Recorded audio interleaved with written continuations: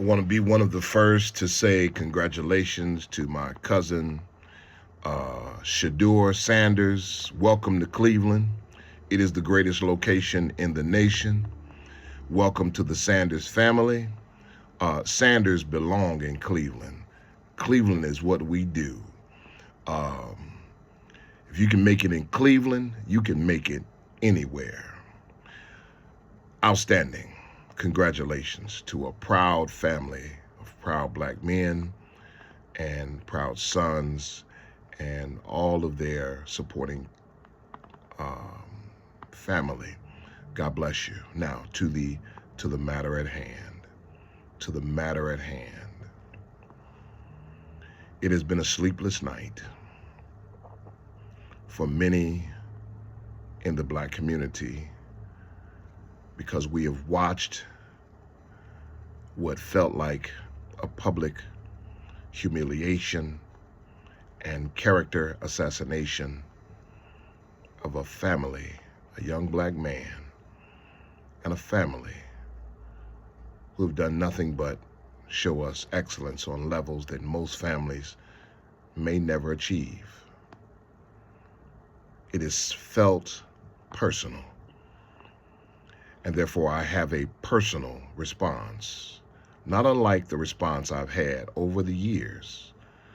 But this particular event needs to be remembered because we have a terrible history of forgetting.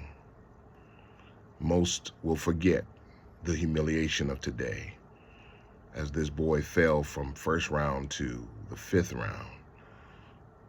But we dare not forget. And I am going to share with you today some of my thoughts.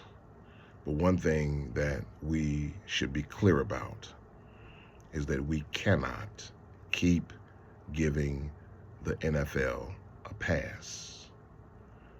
I'm glad we've got Sheduer Sanders. We need Sheduer Sanders in Cleveland. Cleveland needs the Sanders family, and we welcome them with open arms. But we're not going to forget NFL, how you do what you do. Having said that, one of the first things I want to say to you during this time we have on this Saturday morning is that I believe personally that the solution to every problem is written in a book somewhere. And that is why I spent most of my morning reading, rereading, re-highlighting this letter called the Willie Lynch letter, The Making of a Slave. And it explains everything. You don't need to read anything else if you want to understand the condition, the circumstances, the economics, the psychology of black people in 2025 in America. All you need to do is read Willie Lynch. You see, I've got several paragraphs highlighted. I firmly believe that the answer, the solution to every problem is written in some book somewhere. You've just got to find it. Furthermore, I believe that the cure to every sickness is in someone's garden. You've just got to find it. Do the research, do the reading. The experimentation has already been done. The data is already there. You've just got to find it. There's a better solution to your sickness than the medication that you are receiving from the pharmaceutical companies and your doctors. Nutrition is critical. What you eat is 80% of how you live and the way you feel. The other 20% is exercise, circulation. Yes, sir. I know this from failing, not succeeding. I know this from failing and watching others succeed, and I'm jumping on the bandwagon. The final thing I need to say to you before we get into the heart of these comments is that water is the key to life. Drinking water is the key to life. understanding what water is the key to life. Surrounding yourself with the water, both physically, psychologically, metaphysically, is the key to life. Water is the key to life. A long life, a healthy life, a life with circulation. My goodness. Those preliminary remarks move us to my secondary remarks. My secondary remarks is that before you begin to express your opinion, read something. Stop expressing your opinion without reading. Reading fuels your thinking. Reading fuels your intellect. And if you don't read something, then you are simply making noise. You're expressing an uninformed opinion.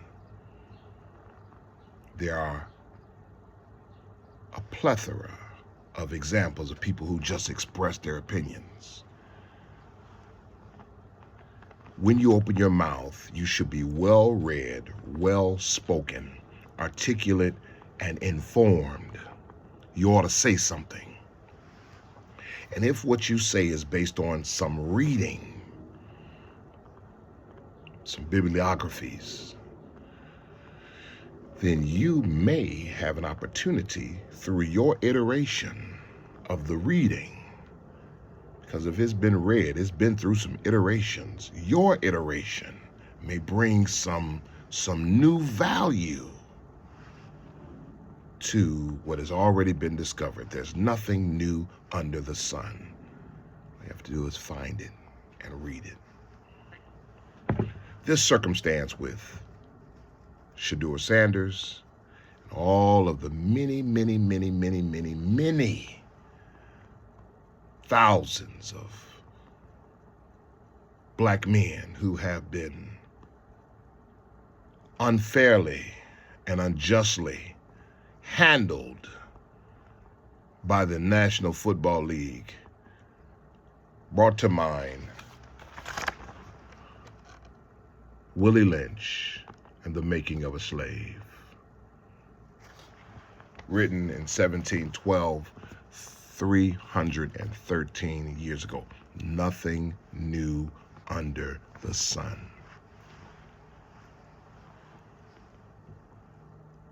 If you consider all of the time, the sacrifice, the sweat equity, money that we as a black community have invested in football. I played football in high school. Equipment, time, sweat equity, traveling, adjusting schedules, making football a priority. If we could gather all of that time and money and sacrifice and sweat equity together, I believe that we would have enough resources to build a nation, maybe several nations. We don't deserve this treatment. Deion Sanders does not deserve this treatment. Deion Sanders does not deserve this kind of treatment. We don't deserve this. It reminds me of some reading found on the second page of the Willie Lynch letter, the last paragraph. It talks about the breaking of a horse, and particularly the breaking of a female. I want you to note that the Willie Lynch letter says you need a nigger male, a nigger female, and a nigger baby. In fact, it says a pregnant nigger female. Not a wife, not a husband.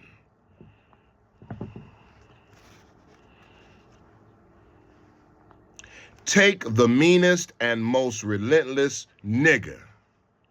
strip him of his clothes in front of the remaining male niggas, the female and the infant nigger. Tar and feather him. Tie each leg to a different horse faced in opposite directions. Set him afire and beat the horses to pull him apart in front of the remaining niggas. The next step is to take a bullwhip and beat the remaining nigger males to the point of death in front of the female and the infant.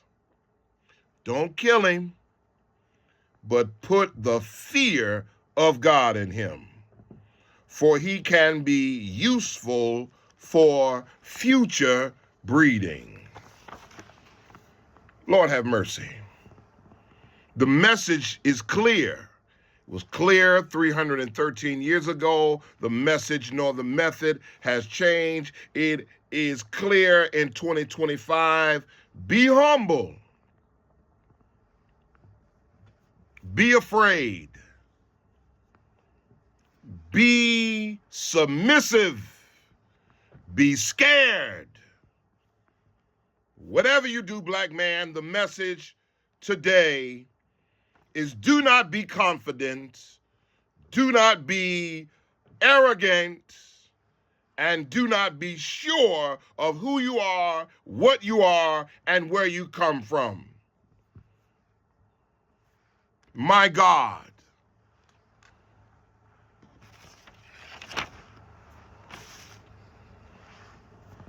There is this notion that black athletes don't interview well. They don't interview well. Let me tell you what that means, because I've heard the same thing. What that means is that behind closed doors, these black men display leadership and manhood behind closed doors, because see, we have a lot of black men who will display leadership and manhood in front of the camera, but when they get behind closed doors with the white man, yes, sir, ball, or thank you, ball, or ball, yes, sir, massa, or whatever you say, that so is funny, massa, or man, I got a scratch, y'all want me to dance? Behind closed doors, they display their fear and their lack of manhood and their lack of leadership, and that is exactly what the man wants behind closed doors. He doesn't care what you do in front of the camera. You can monkey shine, twerk it, whatever you want to do it in front of the camera as long as it does not embarrass him. But behind closed doors, you better scratch where it doesn't itch, you better smile when it's not funny, and you better not look me in the eye, and you better say yes sir, massa. Sheduer Sanders refused to do that. He wasn't raised that way. And Eric Bieniemy, the reason why Eric Bieniemy is not a coach has nothing to do with ability. He's trained probably 50% of the coaches and head coaches in the NFL today. He knows them all. He's trained them all. He's played at the highest levels. He has coached at the highest levels. But the problem is that they say he does not interview well. I know what that means. That means that behind closed doors, he refuses to be less of a leader and less of a man. Eric Bieniemy is a man. And they have made him pay the price for displaying leadership and manhood behind closed doors when no cameras were. What a shame. What a pity.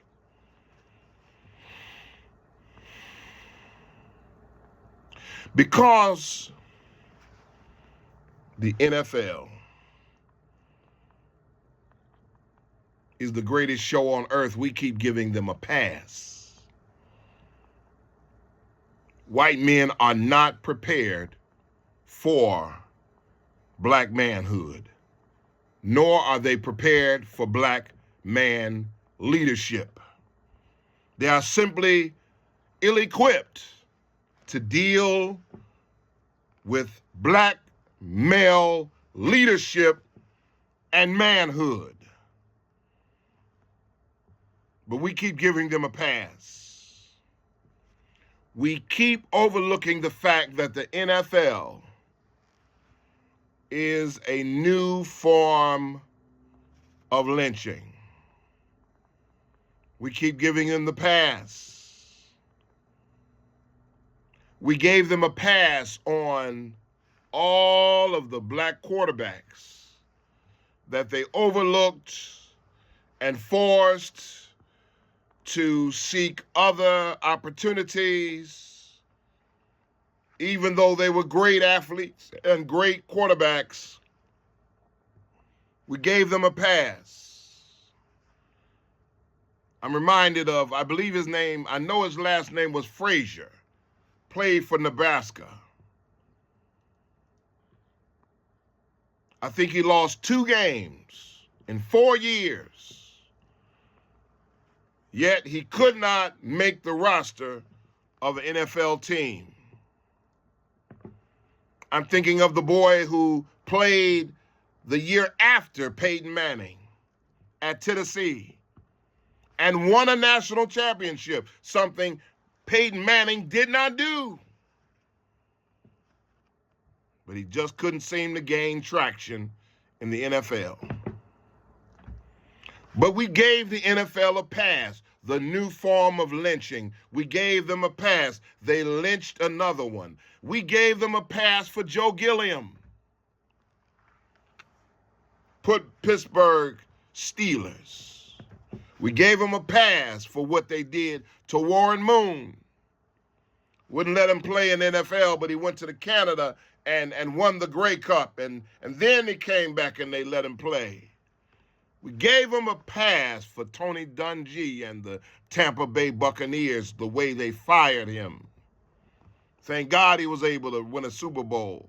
That's a credit to him and not to the new form of lynching. We gave them a pass for passing over Eric Bieniemy for years. Without Eric Bieniemy, we would not know the name of Patrick Mahomes.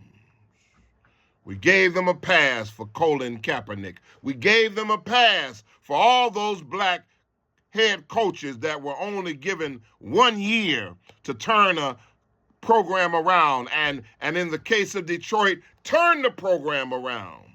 But they didn't give him the kind of leeway that they give a Pete Carroll or even an Andy Reid or any of these coaches who seem to always have a job no matter what their record is. We gave them a pass for Deshaun Watson. That's right. Every year, the NFL makes an example of an outspoken Negro. Every year. Every year, the new form of lynching league makes an example of an outspoken Negro. Every single year. Deshaun Watson was a talent and a gift in the NFL. And the moment he raised protests about hiring a black coach, which they ultimately did, but before they hired that black coach, they assassinated his character. That is what I call a new form of lynching. A new form of lynching can be described and is described in Willie Lynch's letter. Let me read, because I like to have an informed responds. As Willie Lynch came down the James River, named for our illustrious king, Lord have mercy, whose version of the Bible we cherish, Lord have mercy, I saw enough to know that your problem is not unique. While Rome used cords of wood and crosses for standing human bodies along its highways in great numbers, that means crucifixion equaled lynching. You are using the tree and the rope on occasions. I caught a whiff of a dead slave hanging from a tree a couple miles back. Can you imagine that? You are not only losing valuable stock by hangings, you are having uprisings. We need to uprise. Slaves are running away. Some of our slaves need to run away. Your crops are sometimes left in the field too long for maximum profit. We need to affect the economy. You suffer occasional fires. Your animals are killed. Lord have mercy. Willie Lynch writes, you know what your problems are. I don't need to elaborate. I need not here to enumerate your problems here. I am here to introduce to you to a method of solving your problems. In my bag here, I have a foolproof method of controlling your black slaves. I guarantee every one of them, if installed correctly, it will control the slaves for at least 300 years. It's been 313 years. My method is simple. Any member of your family or your overseer can use it. I have outlined a number of differences among the slaves and make the differences bigger. I use fear, distrust, and envy for control. He goes on, he lists the methods. One thing that we can do in this Donald Trump era that will effectively nullify his power is to be united, to be harmonious, and to be one. I want you to hear me when I say with a heavy heart that we have developed a fear of using the R word. The R word stands for racism. White folks don't want to be called racist. Oh, they can perform all kinds of racist acts, but they don't want to be labeled a racist. And they hold dearly to the racist systematic system. Oh, they run to that because it has become more sophisticated and more hidden. The R word has become much more sophisticated, according to Tiger Woods. The R word, I believe, is not only racism, but I believe that the R stands for reading. We are not reading. And they are controlling what we're reading. And they're eliminating what we're reading. The R is whatever they tell you R is. But I want you to know that R is for racism. Racism has become so sophisticated. The white folks can say whatever they want to say now, whatever they're thinking. And because we are unread and unprepared, and we're spending all of our time looking to live like white folk and be accepted by white folk, we don't even have a response when they reject us. Go back to Africa. What is your response? That's what they said to Jasmine Crockett on the floor recently. Nigger! Oh, white folk are calling black folk niggas nowadays. Nigga, what is your response? What is your informed, read response? What author responded to that same insult more than 300 years ago effectively? Do you know? Or are you going to come up with your own uninformed, ineffective response? Niggas are lazy. You're lazy because you're a nigga. What is your response? All black people are criminals. What is your response? What has the response been historically? What is your informed, read, intellectual response to ignorance? If you have no response to ignorance, you have no intellectual, historical, read response to historical ignorance, then you are historically and profoundly ignorant. I refuse to be labeled ignorant by rapists and kidnappers and thieves. Lord have mercy.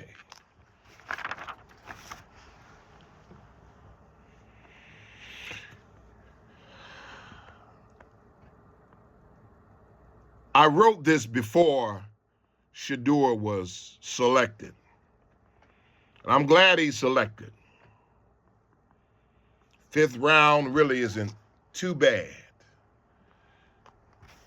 It's not what we expected, but it's not too bad. It's bad. But when it's all said and done, no one will care what round he was picked, as long as they called his name. I'm glad they called his name. But this football season, I won't be spending 2 and 3 hours every Sunday involved with football. I never do anyway, but I have even less reason to do so now that the new form of lynching league has reminded me that everything has changed, yet nothing has changed. Here's what I'm going to suggest. When I compare all the time, energy, and effort we put into football, only 245 slots this year. And I guarantee you there are at least 100,000 black boys playing football who wish they were eligible for that draft. I guarantee there's at least probably 1 million, but at least 100,000 black boys who were not invited to the draft, who were not eligible, who have played football all their lives, and they weren't even invited. When I consider all of that time, energy, effort, there are many who are, even though they weren't invited to the draft, they're going to try to walk on or try some other means of playing professional football somewhere in the world. When I consider all of the time, effort, and money that we have put into football, yet we own nothing. This football season, I'm going to read a book a week that I should have been read. There are books on my shelf that I have read and reread, and some I have not read. I need to read those books. I need to increase exponentially this football season. I'm going to suggest you do some reading. Yeah. I'm going to suggest this to you, coming from somebody like me.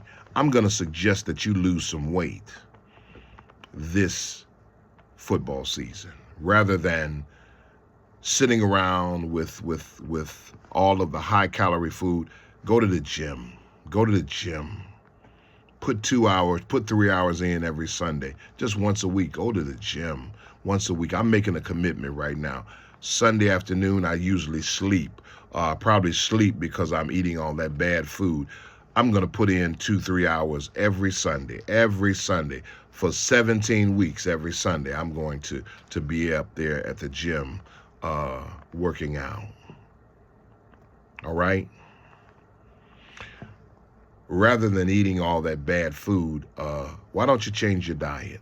Change your diet. I've been working on it, and I've been making some strides. Thank God. Change your diet. Change your diet. Lord have mercy. I'm doing this because changing your diet allows for your blood to circulate, your air to circulate, allows for all the systems of your body to circulate properly. We're constipated and we're watching football. We're constipated and we're cheering for world-class athletes. Become one of those athletes in your own time, in your own space. Your goal is not to win at the game of football. Your goal is to win at the game of life. The purpose of football and sports, professional sport, it's entertainment. It's entertainment. Why do you need to be entertained if you're poor? Well, maybe that question answers itself. You need an escape. But rather than providing an escape, why not improve your conditions? Why not take those hours and money and time that you're putting in entertainment and put it in your life? Get that degree, build that business, follow your dreams, travel, go places where you can find life rather than finding death. Come up out of the bar, come up out of the strip club, come up out of the casino, because all you're going to find there is death. Go to the beach, go to the park, go to the museum, go to some concerts where they play real music. Travel to take some of that time, money, and go see some place that you've never been before. Write a book, start a journal, do things that increase your life. If you need to be entertained and you're poor, you're fat, you're untraveled, you're unread, you're delusional. You need to wake up, because not only are you being entertained, but you're being distracted from what's really going on politically. You're being pacified. You're being exploited. They're taking advantage of you. They need your resources. They need what you have, but they're not willing to pay for it. Lord have mercy. Make folks pay for your time, your energy. If you need to be entertained, you are losing track of who you are spiritually. A spiritually minded person does not need to be entertained. A spiritually minded person is about their Father's business. There's family responsibilities, there's financial responsibilities, there's personal self-development responsibilities. And when you have your perspective correct, entertainment falls in the category of extracurricular. Entertainment cannot be your life. You can't spend 5 hours a day talking about sports, because sports don't matter. We have wars and rumors of wars and disease and famine and a new world being born right before our very spiritual eyes. We've got hungry that need to be fed. We've got the naked that need to be clothed. We've got the motherless, the fatherless, the orphan, the widow. There's such a demand for people to whom much is given that they've got so much to do. If you're about your Father's business, you don't have time to be entertained. You're spiritually lost It's time to come on back to church. Lord have mercy, it's time to come on back to church. It's time to bring your babies back to church. It's time to get back in your word. It's time to get back in worship. Your babies need to be spiritually guided and directed and fed. And so do you. My goodness. Boy, my final little point that I want to make to you this morning is that this is about economy. This is about, let me see, controlling slaves. This is about losing money and gaining money. This is about creating chaos in the black community for the purpose of exploiting the entire community. This is about distrust being stronger than trust, envy being stronger than adulation. This is about teaching the poor to depend on the rich and trust them. And this is about the rich never missing an opportunity to enforce their keys of control. Friends, this is about useful production. My God, this is about the principles of long-range economic planning. Lord have mercy. This is about the breaking of the black family. This is about the breaking of the black male. This is about utilizing the black woman to implement the entire plan of control and slavery upon her own children, willingly. I need to read this sentence. It says, completely break the female horse until she becomes very gentle. And when she becomes as gentle as you would like for her, you and anybody else can ride her in comfort. Lord have mercy. When your woman is broken, anybody can ride her in comfort. If you look at social media, it's pretty clear that anybody can ride our women. Anybody. For the right price, anyone can ride our broken women. Because we broken them. Friends, there's a psychological independence that Willie Lynch talks about. He describes the black woman as being frozen with an independent psychology. And because of her independent psychology, she will raise her offsprings in reverse positions.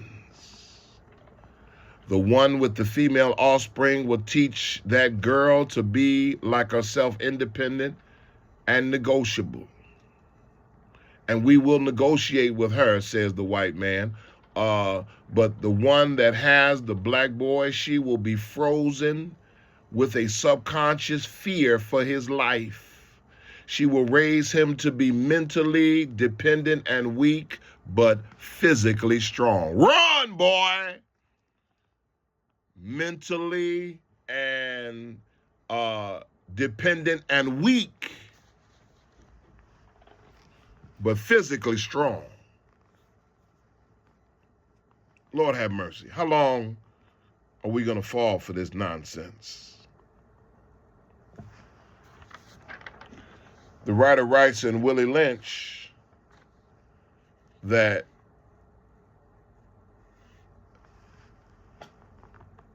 if you break the woman, she'll break the children, and she will raise her boys to be girls, and she will raise her girls to be boys. And we see it all over.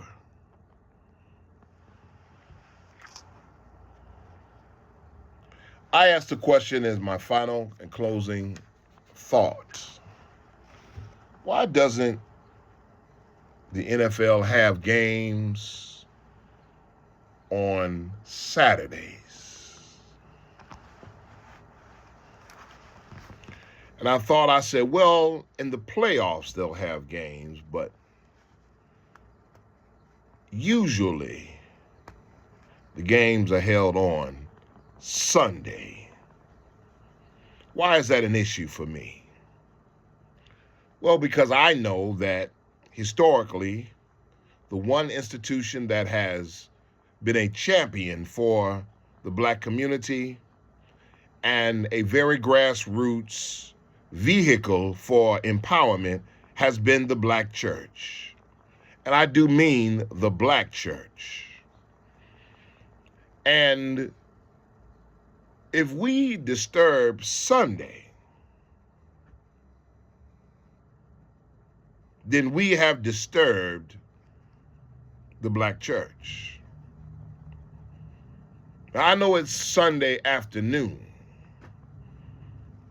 but you know, we've gotten to the point where now we've got to get ready for NFL all day Saturday and all Sunday morning. We've got to get up early. And we've got to tailgate now, and we have preparations to do. We've gone all out for the new form of lynching league, and it has weakened the church. That, among many other things, has weakened the church, the focus on church, the importance of church. And when the church is weak, the black community is weak. The further we move from the church, the further we move from our destiny. Why don't they have football games on Saturday? The reason why they don't have football games on Saturday is because Saturday is the Sabbath. Saturday is the holy day for the Jewish community. And the Jewish community runs most of our professional sports leagues, especially the NFL. Oh, they don't run the ball, they run the money. They don't play on the field, they own the field and the refs and the rules. We know that the National Football League, new form of lynching league, character assassination league, we know that the NFL draft is a slave market. There's nothing about it that differentiates itself from a slave market. They pay more. But guess what? It costs us more now. Oh, they pay more. But the generational cost of getting a boy to the NFL and getting that money, we pay for that. You might make $100 million on the contract, but between taxes and agents, family, friends, lifestyle, security, and paying for dumb mistakes along the way, it cost us more when we were just slaves being bought by massa and had to work for free. Lord have mercy. I think they call that a $40 million slave. That's another book, by the way. You might want to read it. In closing, I simply want to share with you that we have found a way to maintain slavery, even though the figures have changed, faces have changed, the game has not changed at all. This speech was delivered by Willie Lynch on the banks of the James River in the colony of Virginia in 1712, the seat of Confederacy. Lynch was a British slave owner in the West Indies. He was invited to the colony of Virginia in 1712 to teach his methods to slave owners there. The term lynching is derived from his name.